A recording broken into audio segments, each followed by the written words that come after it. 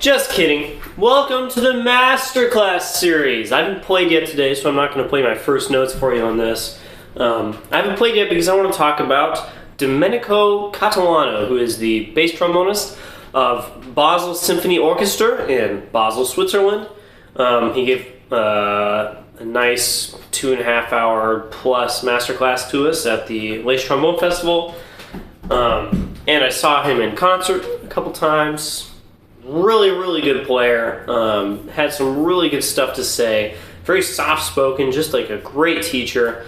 And one of his things was something he did in our warm-up on one of the days. So, having the body warmed up and ready to go before you play is super important, right? And he has some really good stuff for that. I have so many issues with this constantly because I have to get up, for instance, at my job where I sub on bass trombone at Disneyland Band. I have to get up at like 6 a.m. and I have to be there at like 8 to warm up.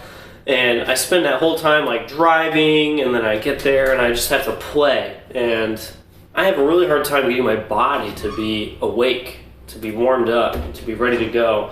And if it's not warmed up and ready to go, I play it really badly and I kind of screw myself over for the whole day. So, warming up the body. He likes to stand with his feet just slightly wider than shoulder width apart, maybe like slightly turned out. So turn out, like if these are feet, turn out is doing this, right? And he wants them to be like this. I like to stand in parallel, so the feet are not turned out at all. He likes to turn them out just a little bit, and I can see why.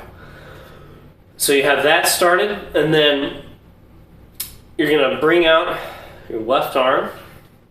You're going to start hitting it, just like this. Just nice and lightly, just kind of like getting the blood moving.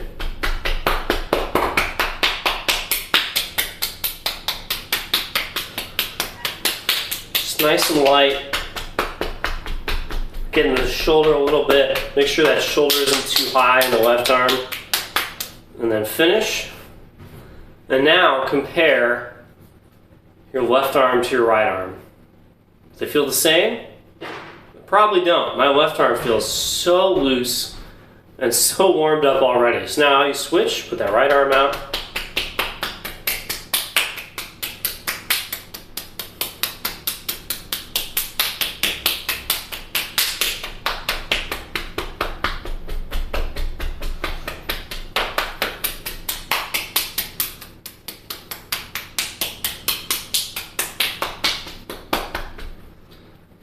Relax them both now.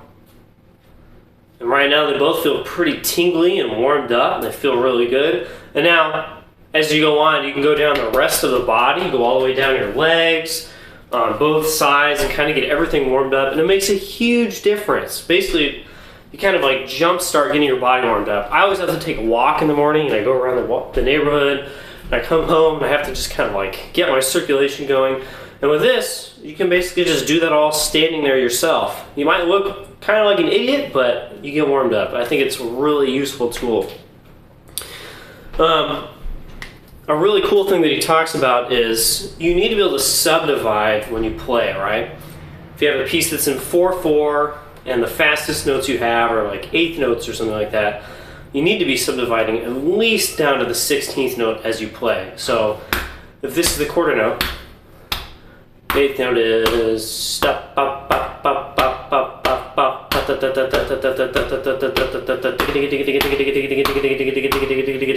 The 32nd note was the last one.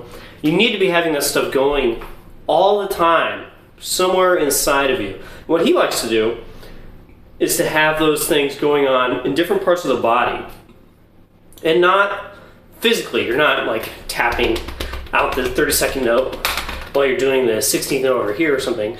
He's just saying like the quarter note's going on in your foot because you're tapping your foot very lightly or something. And then eighth note is in your left knee. And then 16th is right here. And 32nd is like right here. So you have all these subdivisions going on in a physical place. You're not just trying to keep them all track of all of them in your head, which is really difficult, and it's really easy to lose track of when you're playing. But you have them going in a physical mapped location in your body somewhere. I think this is really cool. I'm going to do more stuff with this myself going forward because I'm not super great with time, and I think this is a good way to get better at time. The next thing on my list here is in an audition setting, like we were doing for the competition, don't make yourself a target. And what he means by that is don't do stuff that is just obviously outside the norm. That's going to make you just pop out in usually a bad way, right? So something I did in the final round of the competition is I had to play a solo with the piano, so I walked on stage. You know, people are like, yay, he's on stage.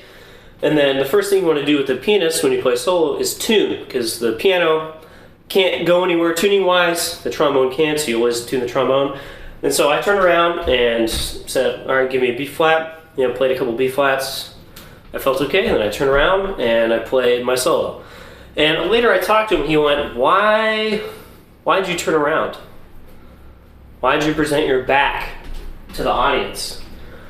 And I was like, I don't know, that's something I do. I've never even noticed that. And he's like, in that setting, especially a public setting, since the final round is in front of everybody, don't present your back to the audience. There's no reason to do that. When you do it, the audience goes, even subconsciously, they go, why is he doing that? Why is he presenting his back to us instead of performing to the audience at all times, which you are doing when you're on a stage. There's no time where the audience kind of goes, all right, you can do whatever you want right now. They're constantly watching you, and you need to perform at all times. The second thing on that is doing weird things with the body. So say you make a mistake when you're playing, and you go, man, the audience sees that, and instead of forgiving your mistake, they go, oh man, he made a mistake.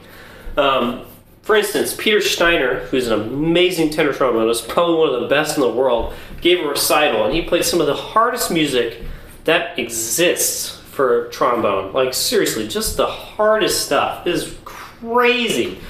And he made plenty of mistakes. I'm not gonna say he didn't. He whiffed, like a few high notes and stuff here and there, and I didn't care at all because he performed the snot out of everything. And when he made a mistake, he was just like, I don't care, and he would just destroy the next phrase or whatever. He's the only person I think I've ever heard who would like miss a high A or high B or something pretty high, and then just nail a high F right afterwards. Usually they you lose confidence in yourself, or their chops get just slightly blown out enough that you can't do it, and he would just be like, nope, I'm going to play this anyway.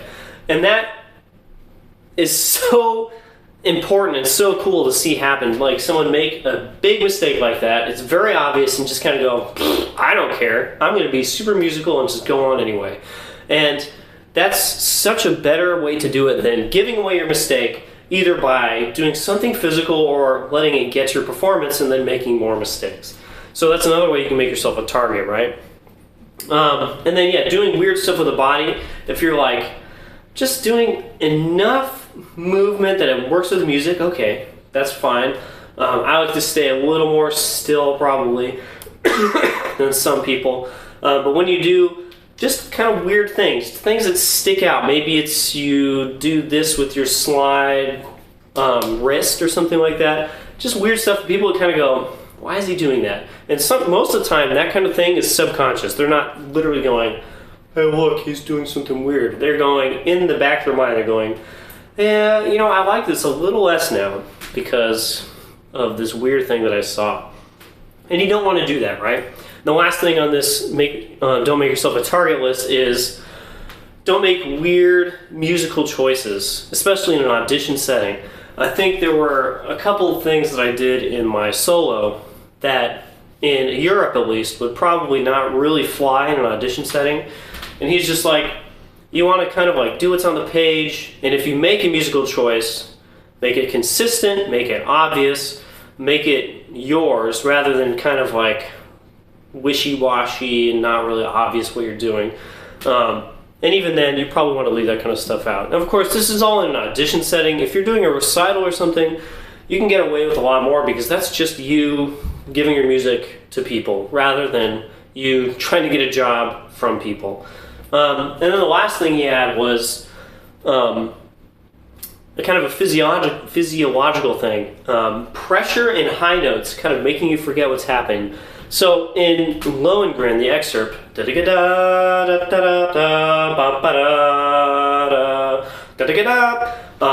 the first section of that goes up to a high G several times.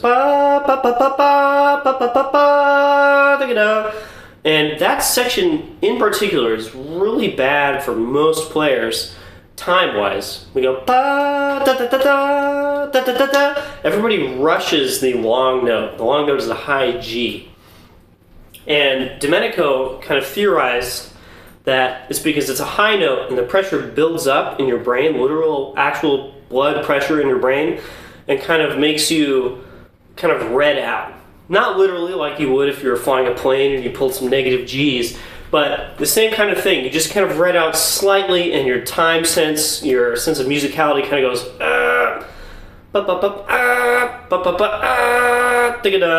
and you kind of just red out and you don't really know what's happening. So you need to be aware of that and be so solid with your time, so solid with your musicality that it kind of doesn't matter. And that's really probably a thing that happens to bass trombonists around that range, and then tenor trombonists like a fourth above that, even higher stuff for them. So there's some nuggets from Domenico Catalano. Really, really great player, really super cool guy. Hopefully you guys learned something from this, and I'll see you guys next time.